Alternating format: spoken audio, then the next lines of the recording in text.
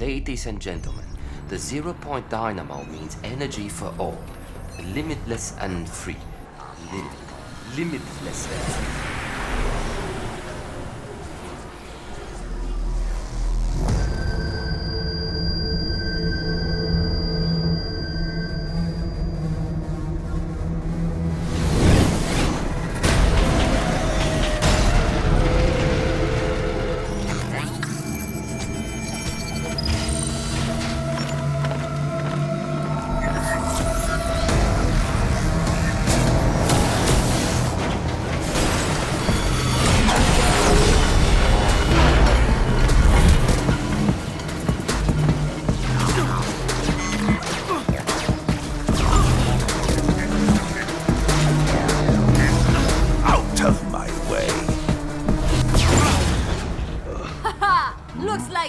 Some trouble. All right, who needs killing first?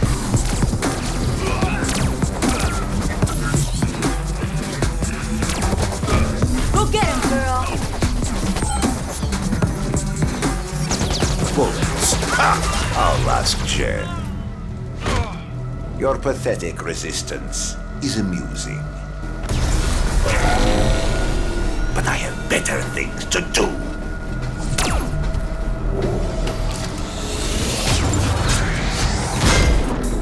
Ahoy, motherfuckers!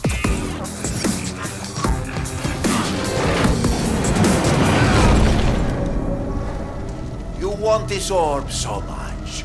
Well then, you can have it!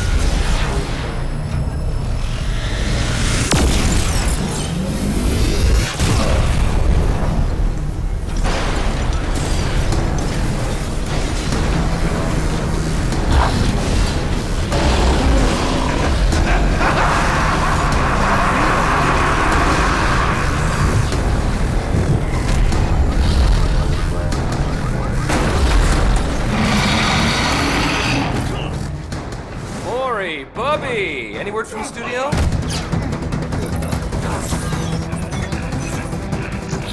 Actually, Maury, let me call you back. Sorry I'm late.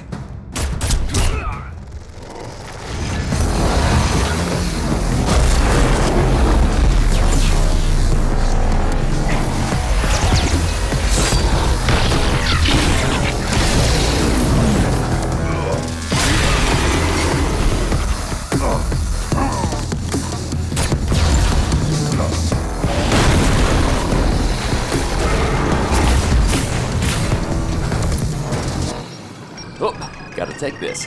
Yo, stunt double.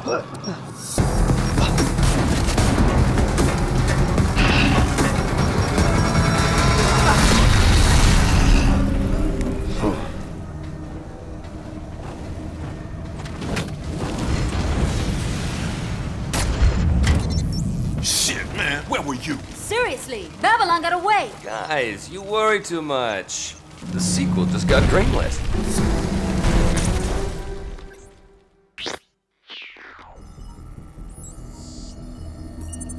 Miss Brimstone, your so-called specialists just tore up downtown Seoul. We're paying you to raise an army of agents, not a street gang. If you are getting cold feet, then go beg someone else to save the world from Legion. Otherwise, just sign the checks and shut up.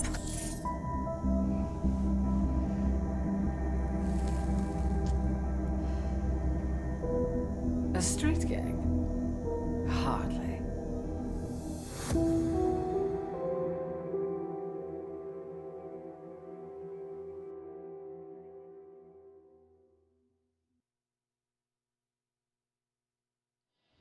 Hello, Square Enix Presents, and welcome to us talking about Agents of Mayhem. I'm Will Powers from Deep Silver, and I'm here with Anoop Shaker, the project design director from Deep Silver Volition.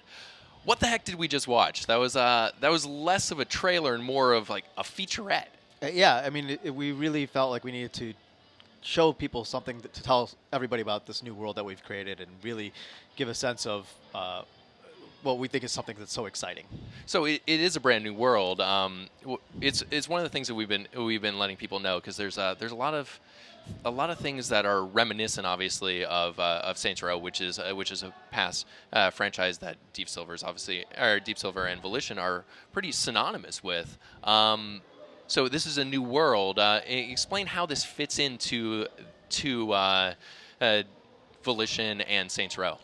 Yeah, it's definitely a new world and new characters, new environment. But really, it's still part of the larger Saints universe, and you'll see a lot of references and callbacks throughout the game. You even see some in the trailer there, especially with the flare at the end. But for us, it's taking a lot of those elements and giving us something new. Very cool. So it's actually a brand new IP within the larger Saints universe. Yes. Yeah.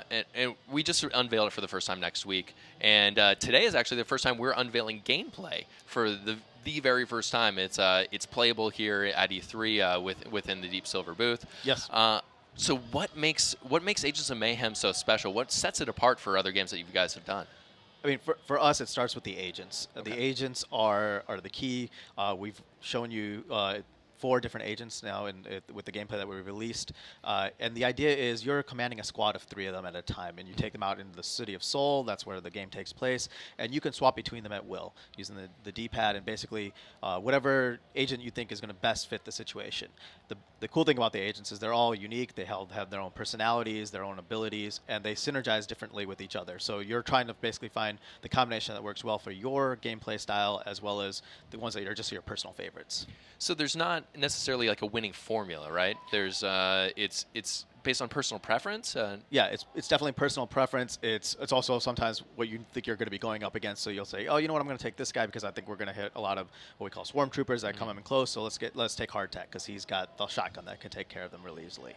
So if there were one thing that would identify as what makes agents different, what makes it stand out, what makes it so freaking cool? Because personally, the art style for me is very iconic. It's stylized. It's something that is something in and of itself. But what for you makes Agents of Mayhem Agents of Mayhem?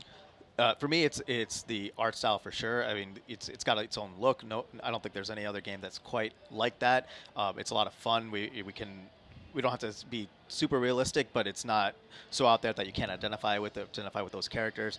And then being able to do the agent switching, that's for me is just awesome. Like I love being able to take Hollywood or the face of Mayhem and have him take out a bunch of guys, use his stun grenade that flashes with paparazzi flashing to take out guys, and then switch over to Fortune, use her cannonball ability, slow them down, and run circles around them. Cool. So we talked a little bit about personality. We've revealed 4 out of the 12 agents that are going to be available day one for Agents of Mayhem.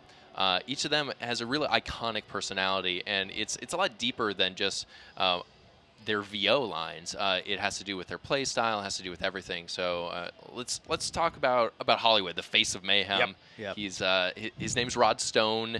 He has tell me his background. So he was a former reality TV star. Okay. There was a little accident on one of the sets. There was a death involved. He had to get out of it. So he's not sure what to do. Luckily, his agent finds out, hey, there's this a woman, Persephone. She's recruiting for an agency called Mayhem. You're good with a gun. Maybe you should do this and how to get out from under that. So he joins it. Not for necessarily altruistic reasons. It's pretty selfish, but he's definitely more than competent and more than capable of dealing with it. So that plays into his abilities. There's one of his abilities is called the red carpet bomb because he's obviously from Hollywood. He has a razzle dazzle grenade. That's just everything about him screams and talks about his backstory. Talks about everything. Yeah, absolutely, and I think it's best exemplified with his Mayhem ability. Okay. Where basically you hit the button and explosion starts going off in the background all over. Or he takes a pair of sunglasses, throws them on, and then he's almost like in a super mode. He can fire without reloading his magazine. He can take lots of damage, and he just runs around basically decimating the enemy. So that's something that you guys have carried over from previous games you worked on. Obviously, that kind of Volition special sauce that you talk about that really makes your games iconic, makes them Volition games. talk about how Agents of Mayhem is over the top a little bit. Basically, part of it was the art style. You see a lot of the colorful, vibrant characters, particularly with the agents. The city of Seoul itself is very vibrant. And then it goes to the abilities that they have. A lot of them have Hollywood's got that Mayhem ability, and Fortune has her cannonball ability, has this big effect. Hardtack has this harpoon that he basically can throw out, bring enemies back in and take them out very quickly, and it's a teleportation thing. So we're breaking the rules of reality, which is something that Saints Row has done.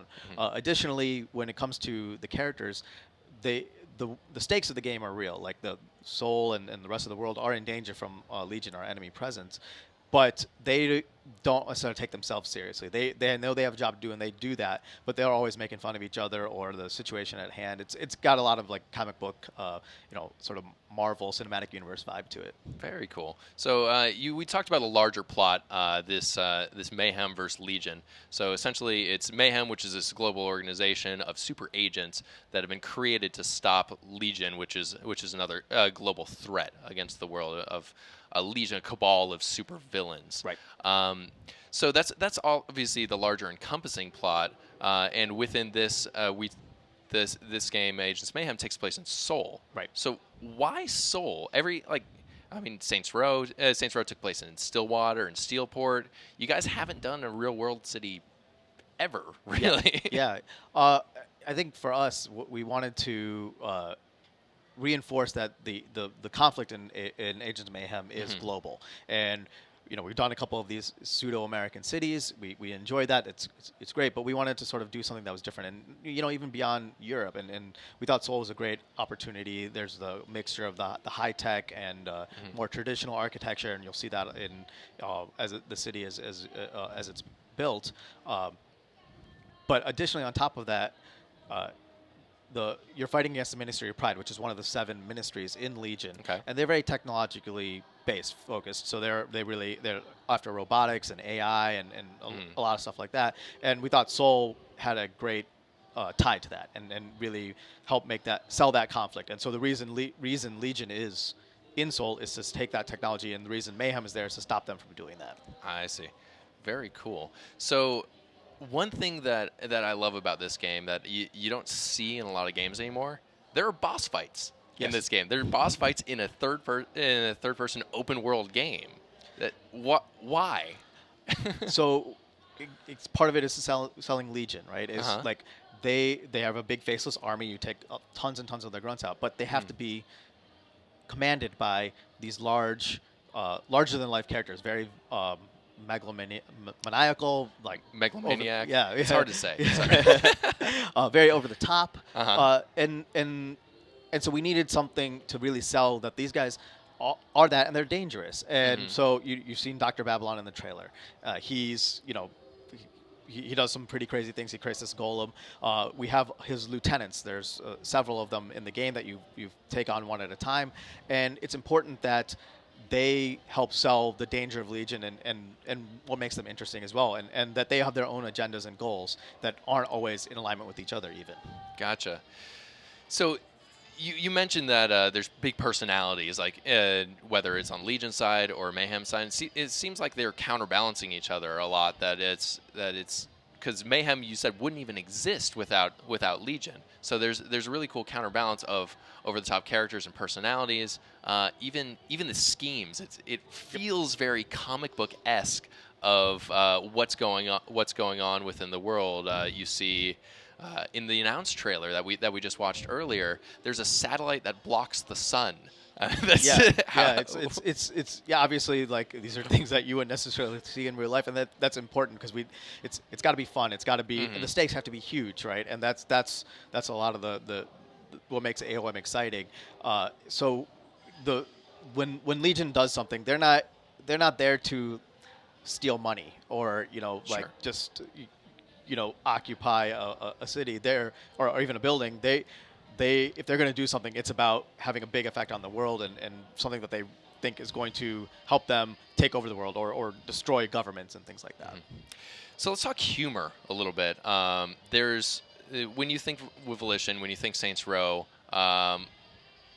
you think a variety of different things, maybe specific weapons in certain games, maybe things that we can't necessarily mention on air here.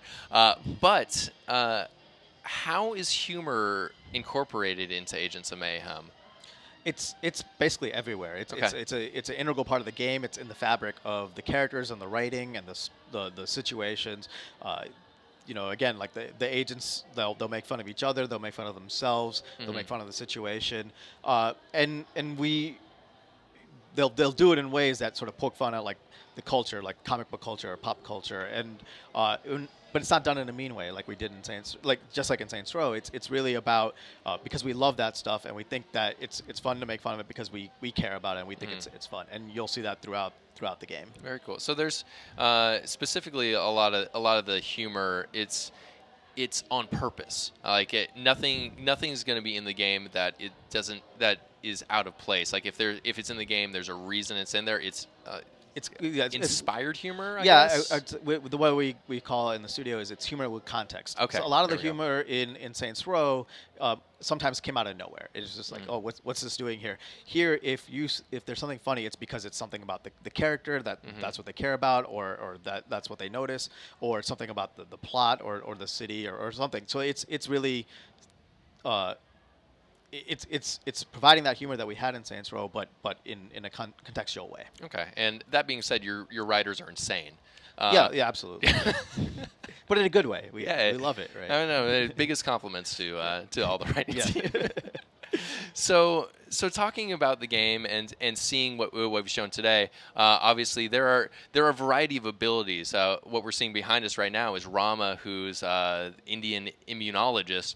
She just used her Mayhem ability, which is the plague arrow. Yeah. So you can see the sort of green effect of the plague, and what happens is you can see the damage numbers coming off the enemies as they're affected by the plague, and so she's basically trying to affect as many people as possible. So you catch yourself using a lot of terms in this game, like she has her plague arrow does DPS, and that's a spreadable DPS across multiple enemies. You talk about fortune. She has AOE effects. You talk about hardtack and his melee. He has an AOE melee. Yep. You seem to be there's a lot of terminology that may or may not have been present in previous Saints Row games. I feel like combat is deeper in a different way here. Absolutely. I mean, for us, one of the things we wanted to do with Agents of Mayhem was really play up more of the combat, make it more strategic in terms of the choices you're making, particularly with how their agents are outfitted and which agents you're picking, but then also very tactical. What agent am I going to pick? What ability am I going to use at a certain time? And that means we need to have more options at the player disposal and more effects on the battlefield, both how you can be affected by enemies as well as what you can do to them. Gotcha. Let's talk customization. Gameplay customization in this is really deep. Like it's not surface at all. So tell me about just briefly touching on skill trees and swapping abilities. It's not just choosing one character and that's the character you have. Right. So the customization comes in sort of several different layers. Okay. The first one is what agents am I going to use? So how am I going to build my squad out? Once you've decided that, then you have to look at how do you want them to play. So each agent has sort of multiple trajectories or ways that they can approach things. Like you can focus on Rama's plague arrow and make that better, or focus more on sort of her protector abilities. And by doing that, you sort of figure out like in certain situations they're going to be better, and then how they play together affects that as well. Additionally, all our agents level up, and as they level up, you have points that you can assign to their attributes or their skills, and increase like how durable hardtack is, or how much fortune can affect enemies when they're stunned. And so by picking and choosing there, you're getting a lot of customization in terms of how you want to best take advantage of the agents you have. So one thing that a lot of people commented on when we announced the game was that it's a single-player game. This is solely a single-player focused experience. Why was that important to you guys, and how did you craft the game to focus on exactly that? Yeah, so co-op is something we definitely considered. It's something we have a lot of experience with, particularly with Saints Row. But in the end, what we wanted was our players to feel like they are in control of this agency, they're running these agents, and that they didn't have to rely on other players to get that experience. So the swapping between the various squad mates was sort of what we wanted to focus on. And in doing so, it made it so that we weren't as keen on doing the co-op, because we think that single player experience does a lot for making you feel like you're running the agency and playing these agents. Oh, that's interesting. So it's almost like you, as one player, are the entire agency. Exactly. Yes. Okay, I gotcha. That's well, it's so. Is it like a good versus evil scenario? Like, what is this? How would you describe the overall, like, I guess, theme of Agents of Mayhem? Yeah. Some of us like to use, it's bad versus evil. Okay. I don't know. It's quite to that level, but it's the way I'd best describe it is Mayhem was created not to save people. They're there to stop Legion. Well, they are called Mayhem. Exactly. So and that kind of comes with the territory. Now, in the process of stopping Legion, they do save people, but a lot of people die too. And that's sort of, as Hollywood likes to say, that's collateral damage. It's the price you pay for freedom, baby. Yes, Yeah. exactly. So it's almost like an amoral, like we talked about different personalities within the agency. So I'm sure certain characters are going to feel one way about collateral damage, where others may not care. And I guess for you, what's the most important factor? Because everyone has a different play style and reason, but what's the most important factor for you when you're choosing who your squad's going to be? I actually choose personally based on two factors. One is like personality and humor. Like what am I expecting to hear when I play as a certain agent, and then how they go play. back to that. How does that work? Oh yeah, so that's a great point, because one of the best things that we have, like when you're playing our demo, is depending on what agent you're controlling at a specific time, when something happens in the game, they'll comment on it or respond to Friday, our agent who's directing you from the base, and it's all based on their personality and their character. And so we'll often have people play through the demo multiple times and then swap out during conversations to hear the different reactions from the characters. And that's a really fun thing, because it can be pretty different. Well, that's cool, because when you're playing it, you I guess you hear an audio cue coming up, and then you'll see people trigger to the character that they like for a personality rather than they like for a play style. Yeah, exactly. And so, obviously you don't have to do that, but that's definitely a fun thing to do. Then, of course, the play style is important, and that's sort of my other big factor in determining who I pick. I like playing from a long range, so Rama is a great choice for me. I like her plague arrow also. But I also have fun with Hollywood. Because of his lines and how he responds to things. Well, I guess after years of working on a game, from the development side, what makes you excited? Like, this is something you've been working on for years that you haven't been able to talk about. Like, what's so important to you about this week? I mean, for me, it's finally being able to tell the whole world about this game, because when we first started coming up with this idea at the studio, we, like a few of us sort of battering our ideas, what do we do? And we came, this idea came up, and immediately all of us just responded really well to it. We're like, yeah, this is awesome. We want to make this game. And that was very quickly like the ultimate choice. And we sort of dropped everything else that we were like thinking about or working on, and said, we're going to focus on this. And so for 3 years, I've been super excited, really wanting to tell people about this game, and now this week we finally get to do that. Well, very cool. Thank you so much, Anoop. Anoop Shaker, Project Design Director for Agents of Mayhem at Deep Silver Volition. I'm Will Powers from Deep Silver. You can expect Agents of Mayhem on PS4, Xbox One, and PC coming 2017. Thank you so much.